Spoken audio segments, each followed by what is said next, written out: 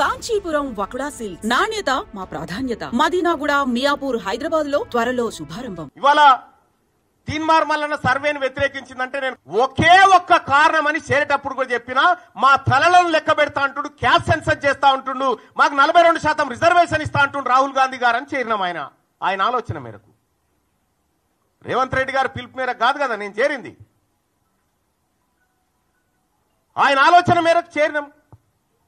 అదే నాయకుడు రాహుల్ గాంధీ గారు పార్లమెంట్ లో మొన్న మాట్లాడుకుంటూ, ఓ బీసీ నాయకులారా, బీసీ ఎంపీలారా, మీకు అన్యాయం జరుగుతుంటే మీరు మాట్లాడరా అని చెప్పిండు. మరి ఆయన చెప్పిందే నేను చేస్తా ఉన్నా, ఆయన చెప్పిందే నేను చేస్తా ఉన్నా. చేస్తున్నటువంటి సందర్భంలో బీసీ ఉద్యమం బలపడతా ఉంది, బీసీలందరిని ఐక్యం చేస్తా ఉన్నారు, దీన్ని ఎట్లయినా అణచివేయాలనేటువంటి ఒక కార్యక్రమం చేస్తా ఉన్నారు. ఈ చరిత్ర ఇటువంటి ఓళ్ళని కొన్ని వందల మందిని చూసింది ఈ గడ్డ, ఈ నేల. అందరం ఎంతకాలం భూమి మీద బతకడానికి రాలే. ఇవాళ మనం ఒక పని చేస్తే తరతరాలు గుర్తుండాలి. గా బీపీ మండల్ గారు చేసిన పని, గా జయశంకర్ సార్ చేసిన పని, వాళ్ళు చేసిన పని తరతరాలు గుర్తుంటది. ఇప్పుడు మీరు పని చేస్తే మీ మంత్రులకే మీ పేరు యాదకొస్తలేదా? అందుకోసమే ముఖ్యమంత్రి గారు ఇది మిమ్మల్ని పరిపాలన చేయమని అప్పగించినటువంటి సందర్భంలో మీరు తీసుకున్న నిర్ణయం తప్పని చెప్పిన. తీన్మార్ మల్లన్న తగలబెట్టింది కులగణన సర్వే రిపోర్టు తగలబెట్టిన నేను. ఇలా తీన్మార్ మల్లన్న ఏం చేసిండో 2018లో 2011లో రాహుల్ గాంధీ గారు కూడా అదే చేశాడు. Manmohan Singh government, UPA 2 government తీసుకొచ్చిన ఆర్డినెన్స్ చింపి చెత్తబుట్టలో బారేసిండు. ఇలా నేను చేసింది గదే. మన నాయకుడు రాహుల్ గాంధీ గారేమో మీరు నోరు విప్పండి మీకు అన్యాయం జరుగుతుంది అంటాడు. ఇక్కడనే మీరు నోరు ఇస్తా ఉన్నారు బీసీలై. ఇలా బీసీ నాయకులు మాట్లాడితే కోమటిరెడ్డి వెంకటరెడ్డి కోన్యాయం, రాజగోపాల్ రెడ్డి కోన్యాయం, వాళ్ళైతే చిన్నగానే తిట్టిరా నిన్ను. నేను మిమ్మల్ని అన్నది కూడా లేదు. మళ్ళా మీరు చేసిన కార్యక్రమాన్ని వ్యతిరేకించిన, ప్రభుత్వ నిర్ణయాన్ని వ్యతిరేకించిన. కుద్దు రాజగోపాల్ రెడ్డి గారు అనే నువ్వు బ్లాక్ మెయిలర్ అని చెప్పి, వెంకటరెడ్డి గారు 50 కోట్లు పెట్టి తెచ్చుకున్నావని తిట్టే. అంటే అంతర్గత ప్రజాస్వామ్యం అనేది కాంగ్రెస్ పార్టీలో అగ్రవర్ణాలకు ఉంటుంది కానీ అణగారిన వర్గాలకు ఉండదా? ఇవాళ మీరు ఏం చేయదలుచుకున్నారు కాంగ్రెస్ పార్టీ? ఈ కాన్స్టిట్యూషన్ ఏం చెప్తా ఉంది? Constitution of all India Congress party constitution ఏం చెప్తా ఉంది? కనీసం ఎవడన్నా బుర్రునోడు ఉన్నాడా? చదువుకున్నాడా ఎవరన్నా? ఇందులో ప్రభుత్వ నిర్ణయాన్ని వ్యతిరేకిస్తే పార్టీ నిర్ణయాన్ని ధిక్కరించినట్టు అని ఎక్కడ ఉందా? చూపెట్టురి. మీ ఇంటెన్షన్ ఏంటంటే బీసీ ఉద్యమాన్ని లేవకుండా చేయాలనేటువంటి మీ ఇంటెన్షన్ ఏదైతే ఉందో మీరు ఆ భ్రమలలోనే ఉండురి. ఇవాళ బీసీలంతా చైతన్యవంతమై మేము ముందుకు పోతా ఉన్నాం. అలాగే సోదరులారా, తెలంగాణ రాష్ట్రంలో కాంగ్రెస్ పార్టీ ప్రభుత్వం ఏర్పడడానికి తీన్మార్ మల్లన్న ఏం చేసిండో మీ ప్రజలందరికీ తెలుసు. కేసీఆర్ గారితోటి అప్పటి ప్రభుత్వంతో ఒక్కడినై పోరాడుతుంటే మీరంతా ఆడున్నారా? కాంగ్రెస్ పార్టీ కార్యకర్తలను పిట్టల లెక్క ఏరుతా ఉంటే ఆ రోజు క్యూ న్యూస్ వేదిక కాంగ్రెస్ పార్టీ కార్యకర్తలకు మరో గాంధీ భవన్ అయింది కదా. మీరు ఆడమన్నారు అప్పుడు? ఏడున్నారు మీరంతా? ఇవాళ తీన్మార్ మల్లన్న రెక్కల కష్టంతో, నా ఒక్కందే కాదు, ఇంకా ఇగో ఇక్కడ కూర్చున్న రఘు, ఇంట్లో చాలా మంది జర్నలిస్టు మిత్రులు, అలాగే మేధావి వర్గాలన్నీ కష్టపడితే ఇలా కాంగ్రెస్ పార్టీ అధికారంలోకి వచ్చింది. కాంగ్రెస్ పార్టీని ఏ ఒక్కరు అధికారం తేలే, అందులో నా పాత్ర కూడా ఉంది.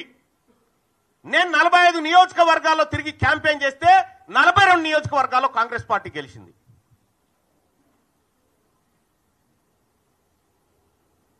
తీన్మార్ మల్లన్న ఏం చేసిన కాంగ్రెస్ పార్టీ కంటే నువ్వు కూర్చున్న కుర్చీ పునాది పడడానికి నేను తీన్మార్ మల్లన్న కూడా కారణం. మరి మీకు జీర్ణించుకోలేక 2028లో బీసీ ముఖ్యమంత్రి అంటే మీకేమైనా ఇబ్బంది అవుతా ఉందా? మీకు ఇబ్బంది అయితే మేమేం చేయలేము. కానీ మా లక్ష్యం ఒకటే, 2028లో ఖచ్చితంగా తెలంగాణ రాష్ట్రానికి బీసీ ముఖ్యమంత్రి అయ్యి తీర్తాడు. ఇది మా బీసీలుగా మేమందరం చేసుకుంటున్నటువంటి శపథం. పాపం అంజన్ కుమార్ యాదవ్ మాట్లాడిండు, హనుమంతరావు గారు మాట్లాడితే పార్టీ లైన్ దాటొద్దు. కోమటిరెడ్డి వెంకటరెడ్డి వీడియో ఇప్పుడు ఎవరు నాకు పంపితే చూసినా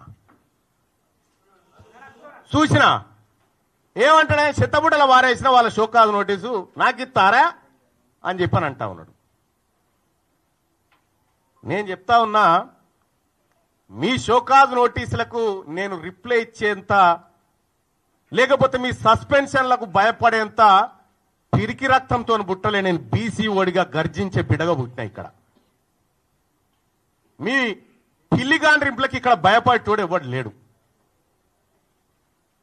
ఇలా కాంగ్రెస్ పార్టీని అడ్డం పెట్టుకొని అధికారంలోకి వచ్చినటువంటి మీరు ఆ పార్టీని రక్షించాల్సిన అవసరం ఉండే. ఏం జరుగుతా ఉంది? 2023 డిసెంబర్లో ఎన్నికలు జరిగితే అక్కడి నుంచి మళ్ళీ 6 నెలల తర్వాత వచ్చిన పార్లమెంట్ ఎన్నికల వరకు కాంగ్రెస్ పార్టీ పరిస్థితికి ఏడుకొచ్చింది.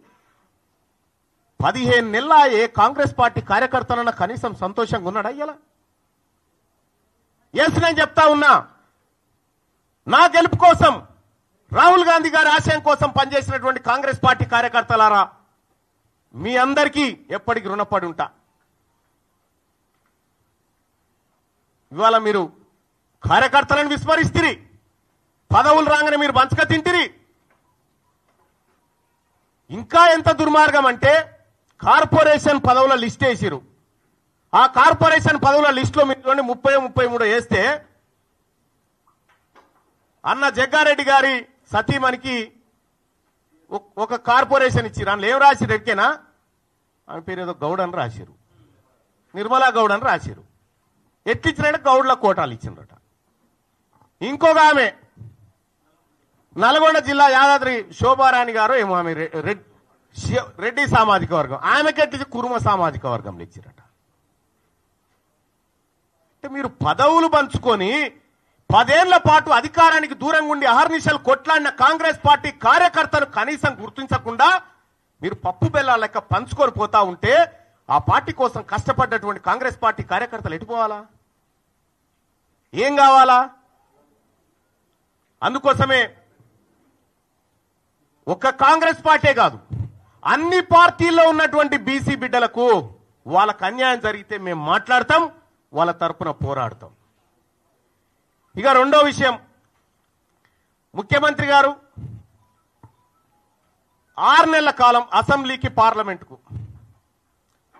ఇవాళ తీన్మార్ మల్లన్న కాంగ్రెస్ పార్టీ తీన్మార్ మల్లన్నను గెలిపించింది అనేటువంటి మాట, గెలిపించినాక గిట్లనే నా మాట్లాడేదని ఒక మాట. నేను చెప్తా ఉన్నా, ఎవరు గెలిపించారు? తీన్మార్ మల్లన్న అసెంబ్లీ ఎన్నికల నుంచి పార్లమెంట్ ఎన్నికలు 6 నెలల కాలం ఉంటే నేను కంటెస్ట్ చేసినటువంటి వరంగల్, నల్గొండ, ఖమ్మం నియోజకవర్గంలో 5 పార్లమెంట్లు గెలిపించుకోగలిగినాం. మరి మీరు సార్, మీ సొంత మహబూబ్ నగర్ జిల్లాలోనే మీ అభ్యర్థి ఓడిపోయిండు. మీరు సిట్టింగ్ ఎంపీగా ఉన్న మల్కాజ్గిరిలో ఒక సీట్ రాలే.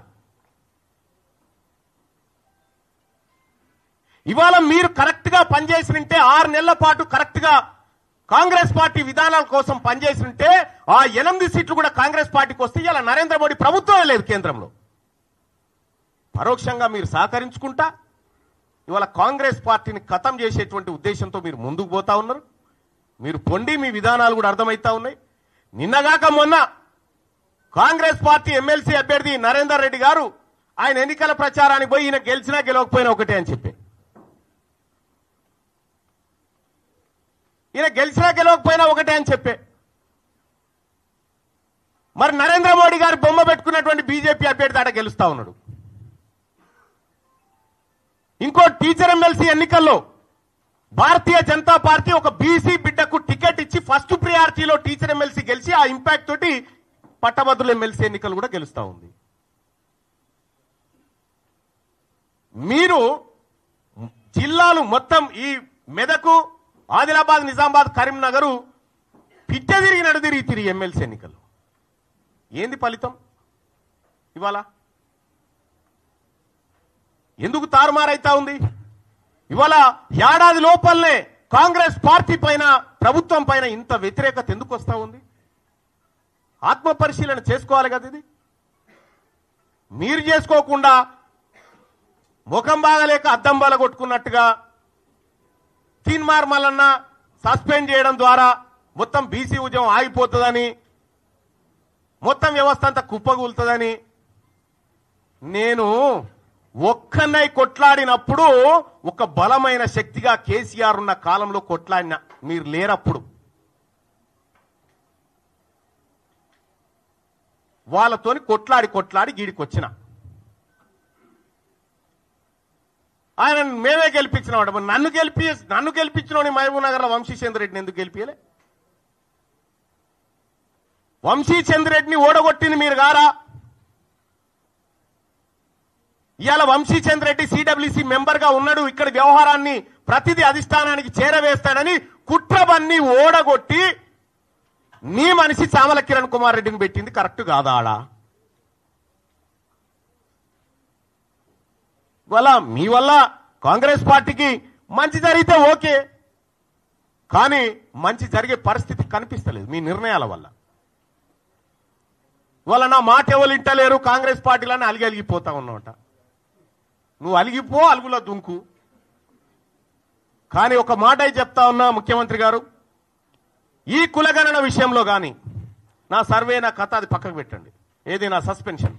ఈ కులగణన విషయంలో కానీ 42% రిజర్వేషన్ల విషయంలో కానీ 42% వాటా కాంట్రాక్టులు బీసీ కాంట్రాక్టర్లకు ఇవ్వడంలో కానీ కామారెడ్డి డిక్లరేషన్ లో కానీ ఎక్కడైనా బీసీలకు అన్యాయం జరిగితే బరాబరి కొట్లాడతాం. ఇవాళ నేను మాట్లాడడానికి ఏమైనా అడ్డం గురించి అన్ని క్లియర్ చేసి పెడితే. కాబట్టి ముఖ్యమంత్రి గారు ఈరోజు కూడా మేము సూచన చేయదలుచుకున్నాం. నన్ను సస్పెండ్ చేస్తే నాకే ఇబ్బంది లేదు. ఎందుకంటే తీన్మార్ మల్లన్న గత ప్రభుత్వం మీద కొట్లాడి 100 రోజులు జైలు జీవితాన్ని గడిపినటువంటి వాడిని నేను. ఇప్పుడు నీ పక్క పంటి ఉన్న వాళ్ళు ఎవరు జైల్లో లేరో, ఒక కేసు కూడా లేదు వాళ్ళ మీద. అధికారం రాగానే దగ్గరికి వచ్చి కూర్చున్నాడు. మరి మేము ఎట్లా ఊకుంటాం? రేపు పొద్దున ఖచ్చితంగా గ్రామాన బీసీ వాదాన్ని తీసుకుపోతాం. బీసీ ప్రజలను చైతన్యవంతం చేస్తాం. ఇప్పటికే ఎమ్మెల్సీ ఎన్నికల్లో బీసీల సత్తా దాటినం. 50 సంవత్సరాల క్రితం పుట్టిన పిఆర్టీయు, 54 సంవత్సరాల క్రితం పుట్టిన యూటీఎఫ్, నెల రోజుల కింద పుట్టిన బీసీ వాదం ఇలా 5200 ఓట్లు సంపాదించడం. 0 to 5200 ఓట్లు సంపాదించడం అంటే ఇది బీసీలలో వచ్చినటువంటి చైతన్యం.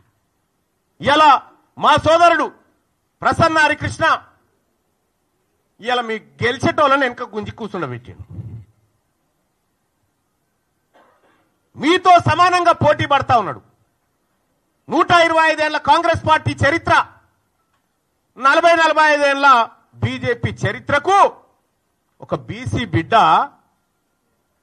తలగొరి పెడతా ఉన్నాడు ఆడ. ఇలా బీసీ వాదం తెలంగాణ రాష్ట్రంలో బలపడ్డ సూచనలు, మరింత బలీయ శక్తిగా మారుతున్న బీసీ వర్గాలను చూసి మీకు అక్కసు ఉంటే మేమేం చేయలేం.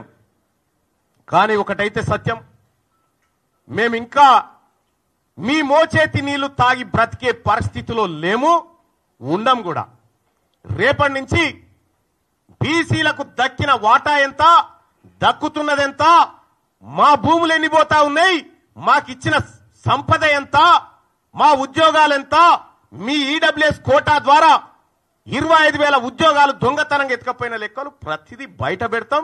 మా ప్రజల్ని చైతన్యవంతం చేస్తాం. వాళ్ళ తీన్మార్ మల్లన్న సస్పెండ్, ఈ మేమందరం కష్టపడి సాధించినటువంటి కాంగ్రెస్ పార్టీ ప్రభుత్వాన్ని కూర్చోబెట్టి దాంట్లో కుర్చీలో కూర్చొని రేపు పొద్దుగాల కాంగ్రెస్ పార్టీని ఖతం చేస్తేనే నీకు ఇంకోటి అంటే కూడా ఆ పని కూడా చేసిపోతారు మీరు. కానీ ఆ పార్టీ బతకాలని కోరుకుంటున్నాం మేము ఈ ప్రజాస్వామ్య దేశంలో. కాబట్టి సోదరులారా, మేము అన్నిటికి కూడా రిప్లై చేయడానికి సిద్ధంగా ఉన్నాం. ఈ సోమాజిగూడ ప్రెస్ క్లబ్ నుంచి నేను సవాల్ ఇసురుతా ఉన్నా, కులగణన లెక్కలు తీసుకొని ఎవరు వస్తారో రరి, అవి తప్పని నిరూపించడానికి మీ తీన్మార్ మల్లన్న సిద్ధంగా ఉన్నారు.